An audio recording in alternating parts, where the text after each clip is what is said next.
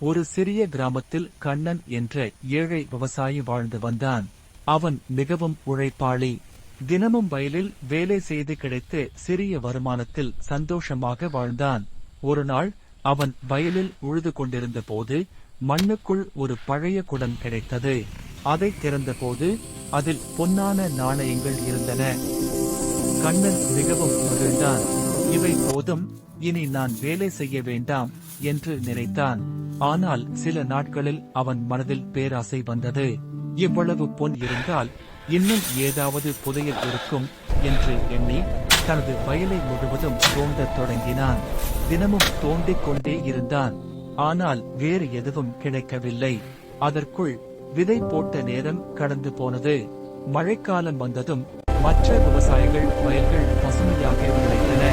ஆனால் கண்ணனின் வயல் வெறுமையாக இருந்தது. அப்போதுதான் அவன் தவறு புரிந்தான். நான் உழைப்பை விட்டுவிட்டு பேராசையில் விழுந்தேன்.